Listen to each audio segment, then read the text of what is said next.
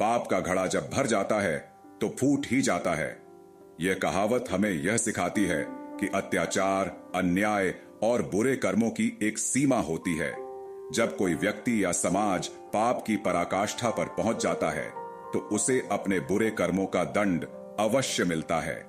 यह सिद्धांत न केवल धार्मिक और नैतिक दृष्टिकोण से महत्वपूर्ण है, बल्कि सामाजिक और ऐतिहासिक संदर्भों में भी पूरी तरह सटीक बैठता है। पाप और उसका प्रभाव। पाप का अर्थ किसी भी गलत, अनैतिक या अन्यायपूर्ण कार्य से है। जब व्यक्ति लालच, ईर्ष्या, क्रोध, हिंसा और अन्य बुराइयों में लिप्त हो जाता है तो वह स्वयं को एक ऐसे जाल में फंसा लेता है जिससे निकलना कठिन हो जाता है।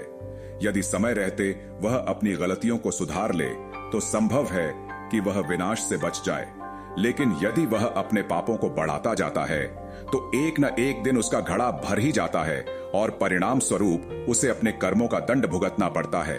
इतिहास में पाप के घड़े का फूटना इतिहास गवाह है कि जब जब अन्याय और अधर्म अपने चरम पर पहुंचा है तब तब विनाश हुआ है।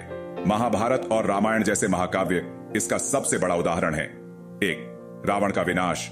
रावण ने माता सीता का हरण करके पाप का घड़ा भर दिया था। भले ही वह एक महान ज्ञानी और पराक्रमी राजा था, लेकिन उसके अन्याय और अहंकार ने उसे नष्ट कर दिया। अंततः भगवान राम के हाथों उसका अंत हुआ। 2, कौरवों का पतन। महाभारत में दुर्योधन और उसके भाइयों ने पांडवों के साथ अन्याय किया, द्रौपदी का अपमान किया और अधर्म का मार्ग अपनाया। जब उनके पाप का घड़ा भर गया तो महाभारत का युद्ध हुआ और अंत में कौरवों का विनाश निश्चित हो गया। 3, हिटलर और नाज़ी शासन। आधुनिक इतिहास में हिटलर का उदाहरण भी इसी सिद्धांत को सिद्ध करता है। उसकी क्रूरता और हिंसा ने पूरे विश्व में अराजकता फैलाई, लेकिन जब उसका पाप का घड़ा भर गया तो अंततः वह स्वयं नष्ट हो गया और उसका पूरा साम्राज्य मिट गया। वर्तमान समय में पाप का घड़ा आज के समाज में भी हम देख सकते हैं कि अन्याय, भ्रष्टाचार, हिंसा और अनैतिक कार्य बढ़ते जा रहे हैं। कई राजनेता, व्यवसायी और अपराधी जब तक चाहते हैं पाप करते हैं, लेकिन जब उनका घड़ा भर जाता है तो उन्हें कानून या समाज के क्रोध का सामना करना ही पड़ता है। 1, भ्रष्टाचार। कई नेता और अधिकारी रिश्वतखोरी और धोखाधड़ी में लिप्त रहते हैं। जब तक वे बचते हैं तब तक वे अपनी शक्ति का दुरुपयोग करते रहते हैं, लेकिन जब उनका पाप का घड़ा भर जाता है तो वे जेल की सलाखों के पीछे पहुंच जाते हैं। 2, अत्याचार और शोषण। कई बार हम देखते हैं कि समाज में महिलाओं, बच्चों और कमजोर वर्गों के साथ अन्याय होता है, लेकिन जब अत्याचार अपनी चरम सीमा पर पहुंच जाता है तो समाज विद्रोह करता है और परिवर्तन लाकर अन्याय को समाप्त करता है। 3, प्रकृति पर अत्याचार।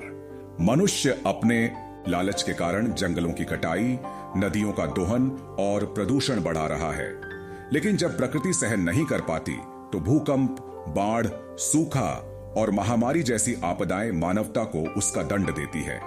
पाप से बचने का उपाय, अगर व्यक्ति चाहता है कि उसका पाप का घड़ा न भरे, तो उसे अपने कर्मों पर ध्यान देना चाहिए। इसके लिए कुछ महत्वपूर्ण उपाय अपनाए जा सकते हैं। 1, सदाचार और नैतिकता का पालन करें। सत्य, अहिंसा, करुणा और न्याय के मार्ग पर चलना चाहिए। 2, स्वार्थ और अहंकार से बचें। दूसरों की भलाई के बारे में सोचना चाहिए और अपने अहंकार को त्यागना चाहिए। 3, कर्मों पर ध्यान दें। कोई भी कार्य करने से पहले सोचना चाहिए कि उसका परिणाम क्या होगा। 4, धार्मिक और आध्यात्मिक मार्ग अपनाएं। योग, ध्यान और धार्मिक ग्रंथों के अध्ययन से नैतिकता को अपनाया जा सकता है। निष्कर्ष, पाप का घड़ा जब भर जाता है तो फूट जाता है। यह केवल एक कहावत नहीं, बल्कि जीवन का एक शाश्वत सत्य है। इतिहास, धर्म, समाज और प्रकृति सभी इस सिद्धांत की पुष्टि करते हैं। हमें अपने कर्मों के प्रति सतर्क रहना चाहिए और बुरे कार्यों से बचकर एक सच्चे और न्यायपूर्ण जीवन की ओर बढ़ना चाहिए। तभी हम एक सुखी, समृद्ध और शांतिपूर्ण समाज का निर्माण कर सकते हैं।